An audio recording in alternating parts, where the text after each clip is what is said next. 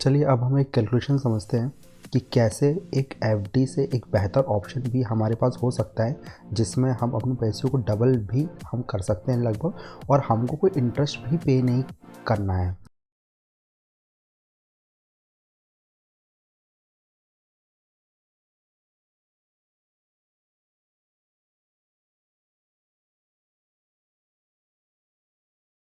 To my channel one investment financial services. जैसे कि आपने हमारे थंबनेल में देखा है कि इस वीडियो में हम डिस्कस करेंगे कि कैसे हम अपनी सेविंग को डबल कर सकते हैं without paying any taxes.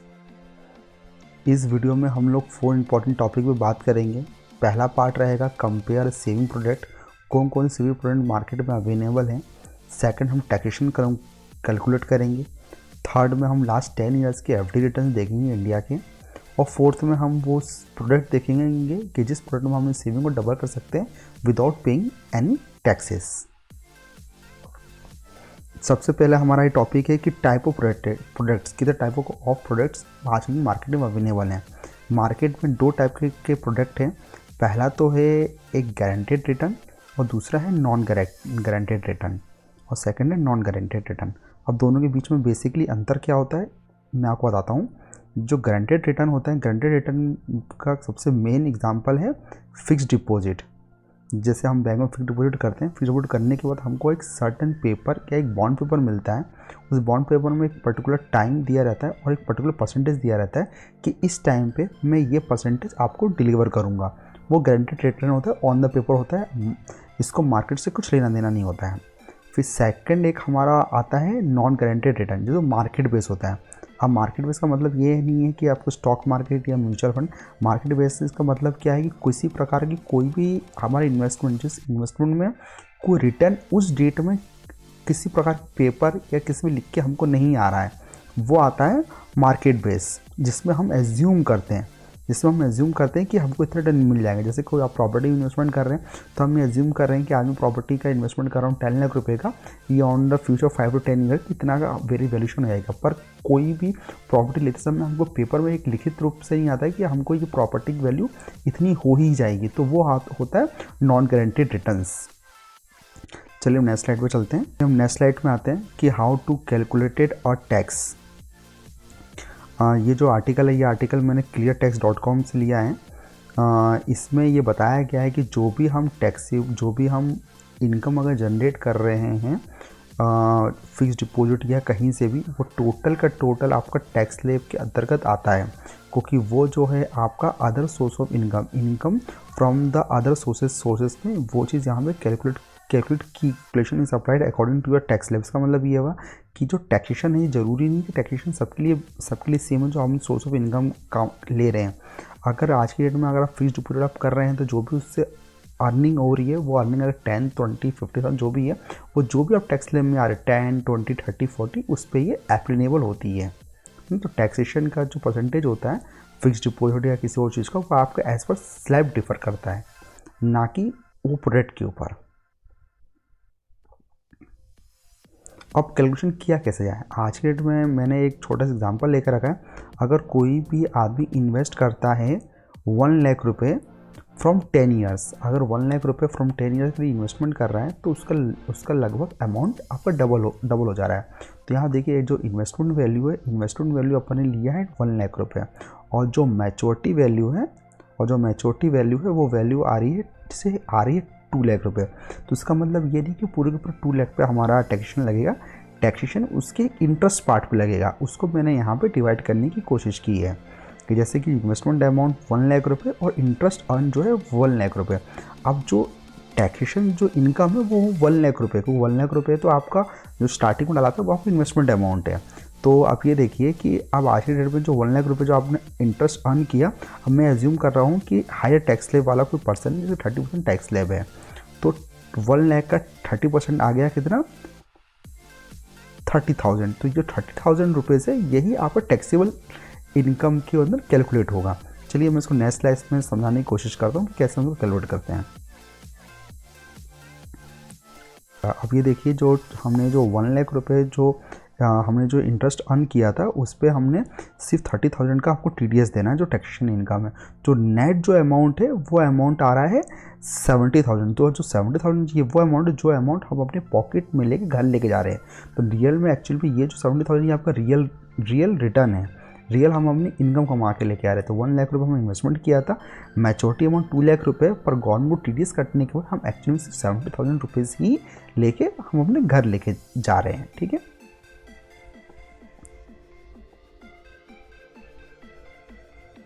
Services है जो सर्विसेज हमारी कंपनी प्रोवाइड करवाती है, जैसे financial planning, child education planning, retirement planning खुद में काफ़ी बड़ा इंटरेस्टिंग टॉपिक है कि जैसे आप कैसे आप अपने आज की डेट में स्मॉल अमाउंट से रिटायरमेंट प्लानिंग कर सकते हैं। टैक्स कंसल्टेंस, किस वगैरह टैक्सेशन आप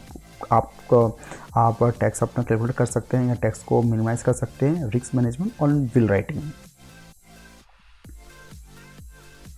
अब आज के दिन हम ये देखें कि एवरेजिंग जो रेट ऑफ इंटरेस्ट है हमारे इंडिया में वो लगभग 6% के आसपास है, जो अभी लगभग 6% के आसपास ही चल रहा है। तो अभी देखिए 1997 से लेकर थोड़ा बीच में यहाँ पे इंटरेस्ट रेट आपके यहाँ पे हाई हुए थे, फिर उसके बाद अभी आज के डेट देख रहे हैं तो आज के डेट में हम रेट वहीं का वहीं चल रहा था। अगर एवरेजिंग हम देखा जाए तो FD के रिटर्न पिछले 10 साल के अंदर लगभग 6% के आसपास ही रहे हैं, और अगर हम आगे भी एज्यूम करें तो ये कमी होने ना कि ये ऊपर बढ़ने हैं। ये कैलकुलेट करेंगे कि कितने साल के अंदर हमारा इन्वेस्टमेंट डबल हो सकता है। ये एक रूल 72 है कि how many years required to double your investment. ये रूल 72 एक यूनिवर्सल रूल है। ये रूल हमको ये बताता है कि हमारे पैसे डबल होने का ईयर हम कैसे कैलकुलेट कर सकते हैं। जैसे कि आप स्क्रीन पे देख रहे हैं कि यहाँ मैंने एक फॉर्मूला मेंशन किया है। ये जैसे 72 divide by interest earn equal to number of year. इसका मतलब ये है कि 72 डिवाइडेड बाय इंटरेस्ट अर्न करने का इंटरेस्ट अर्न यहाँ पे वो वैल्यू डालेंगे जो वैल्यू आपकी इन्वेस्टमेंट जहाँ आपने इन्वेस्टमेंट किया है वो आपको डिलीवर कर रही है। जैसे आप FD किया तो 6.5, अगर म्यूचुअल फंड में रखा है तो 10-12%, अगर आपने अपने सेविंग अकाउंट में रखा है तो 2.5-3% के आसपास, तो वो अमाउंट आप यहाँ पे एंट्री करेंगे और जो रिज़ल्ट आएगा वो रिज़ल्ट होता है उसकी डबल होने के नंबर ऑफ़ ईयर्स पे। जैसे 72 डिवाइड बाई 6.5 लिखेंगे तो 11 जो आएगा, ये 11 ईयर्स के अंदर वो अमाउंट अपना डबल हो रहा है। तो ये एक नॉर्मल कैलकुलेशन है। आपको बताने का मेन कारण मेरा ये था कि जब कभी भी आप इन्वेस्टमेंट कहीं पे भी करें तो आप ये कैलकुलेट करें कि आपका अमाउंट कितने साल में डबल हो रहा है। जैसे your investment double in 11 years, कि अगर हम नॉर्मल बैंक FD का कैलकुलेशन लेके चलते हैं तो वहाँ पर जो आपका जो अमाउंट है जो आपने FD किया लगभग 11 साल में वो डबल आपको रिटर्न डिलीवर करेगा। चलिए अब हम एक कैलकुलेशन समझते हैं कि कैसे एक FD से एक बेहतर ऑप्शन भी हमारे पास हो सकता है जिसमें हम अपने पैसों को डबल भी हम कर सकते हैं लगभग, और हमको कोई इंटरेस्ट भी पे नहीं करना है। यहाँ पे मैंने एग्जांपल लिया है कि if you deposit 1 lakh amount yearly for regular 12 months, अगर मैं 1 लाख रुपये अगर इन्वेस्टमेंट कर रहा हूँ और रेगुलर अगर 12 मंथ तक मैं इन्वेस्टमेंट कर रहा हूँ तो टोटल जो इन्वेस्टमेंट अमाउंट रहेगा वो लगभग 12 लाख रुपये रहेगा। अब इस 12 लाख रुपये पे हम जैसे कि हम कोई FD करते हैं तो FD करने के बाद हमको 10 से 11 साल वेट कर रहे हैं, तो हर FD को 10 से 11 साल वेट करना पड़ेगा, तब वो FD मैच्योर होकर आपको डबल के अमाउंट होकर आपको मिलेगी। पर ये जो हमारा प्रोडक्ट है, इस प्रोडक्ट में आपको जैसे आपने 12 साल तक आपने इन्वेस्टमेंट किया और just you can wait only 2 years, just you can wait only from 2 years, right. ठीक है, अब इसके बाद होगा क्या, इसके बाद जो टोटल जो अमाउंट हमको 15 ईयर्स में मिल रहा है वो मैंने देखिए आप यहाँ को फ्लैश हो रहा है लगभग 21,59,000। ये जो अमाउंट है ये अमाउंट एज के हिसाब से वेरी करेगा। यहाँ पे मैंने जो एज लिया है वो 30 ईयर्स का लेकर रखा है। मैं आपको नेक्स्ट लाइसेंस और कैलकुलेशन समझाऊंगा आपको। हम एक एवरेजिंग एज 30 ईयर्स की लेकर रखिए। 30 ईयर्स का कोई इन्वेस्टर अगर इन्वेस्ट कर रहा है 1 लाख रुपये, तो आफ्टर 15 ईयर्स उसका जो अमाउंट है 21,59,000 रहेगा।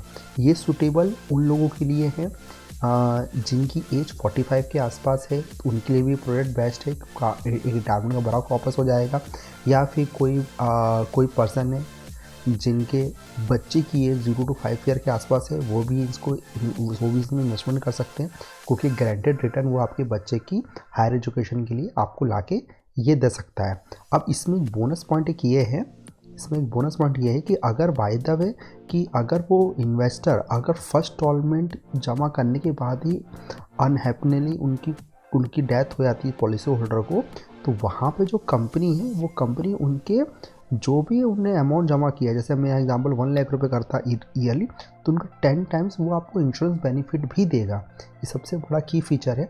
जैसे हम कोई बैंक में एफडी कर रहे हैं, तो एफडी करने के बाद मेरा एक मेन पर्पस रहता है कि मैं बच्चे के लिए या कोई गोल के लिए मैं इन्वेस्टमेंट कर रहा हूँ।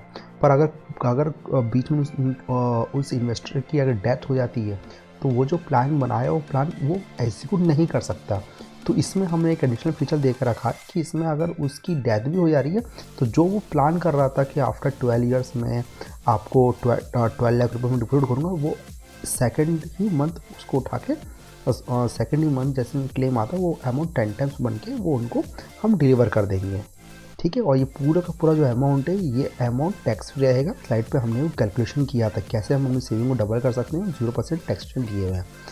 ये एक स्क्रीनशॉट है प्लान का, तो जिसमें आप ये देखेंगे कि यहाँ पे जो हमने जो एज ली है, जो एज हमने 30 ईयर्स की लेके रखी हुई है। तो 30 ईयर्स का कोई भी अगर पर्सन अगर इन्वेस्टमेंट करता है कितना अमाउंट का, 1 लाख रुपये का फ्रॉम नेक्स्ट 12 ईयर्स तो टोटल जो उसका इन्वेस्टमेंट अमाउंट रहेगा, वो टोटल जो इन्वेस्टमेंट अमाउंट इस शीट में देख रहे हैं, टोटल जो आपका इन्वेस्टमेंट अमाउंट है वो अमाउंट लगभग 12 लाख के आसपास रहेगा। और जैसे मैंने पिछली स्लाइड बताया थी कि अब मैंने यहाँ पे 2 ईयर्स का मैंने वेटिंग रखा है, ये 2 ईयर्स का मैंने वेटिंग रखा है। तो 2 ईयर्स की वेटिंग के बाद आप ये देखेंगे कि जो मैच्योरिटी अमाउंट है, ये गारंटी अमाउंट गारंटेड यहाँ लिखी हुई है।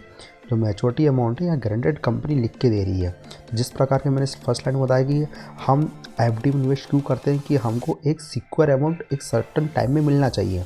तो वही चीज़ है कि मैंने एक सर्टन अमाउंट मैंने यहाँ पे मैंने सर्टन अमाउंट हो रहा है और सर्टन टाइम आफ्टर 15 ईयर्स आपको डिलीवर हो रहा है। वही पूरा का पूरा जो अमाउंट है पूरा टैक्स फ्री रहेगा। और सबसे बड़ा की फीचर जो मैं आपको डेथ बेनिफिट बताया था, जैसे मान लीजिए कोई इन्वेस्टर है, जैसे इन्वेस्टर ने ये 1 लाख रुपये इन्वेस्टमेंट किया, तो देखिए इसको 10 टाइम्स मतलब कि 10 लाख रुपये का उनकी एक डेथ बेनिफिट भी साथ में चलते ही आ रहा है।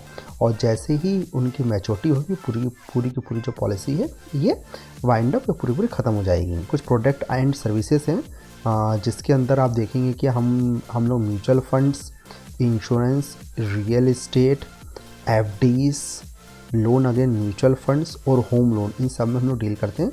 किसी प्रकार की अगर आपको फाइनेंशियल रिगार्डिंग कुछ भी हेल्प चाहिए रहेगी, तो आप प्लीज़ हमसे कांटेक्ट कर सकते हैं। ये मेरा व्हाट्सएप नंबर है, आप व्हाट्सएप पे हमें कांटेक्ट कर सकते हैं। ये हमारी ईमेल आईडी है, जिसमें आप कोई भी आपकी प्रॉब्लम है, कुछ भी आपको कुछ इन्फॉर्म चाहिए रहेगा, आप यहाँ पर ड्रॉप कर सकते हैं। और ये हमारा ऑफिस का एड्रेस है। आशा करता हूँ आपको ये वीडियो काफ़ी अच्छी लगी हुई। किसी प्रकार का कोई डाउट या कुछ क्यूरी हो इस प्रोडक्ट के रिगार्डिंग, तो प्लीज़ आप मुझे कमेंट्स कर सकते हैं, या मेरा पर्सनली व्हाट्सएप नंबर पर आप इस पर ड्रॉप एंड ट्रैक कर सकते हैं। अगर आपको वीडियो पसंद आई तो प्लीज़ लाइक एंड शेयर कीजिएगा। धन्यवाद।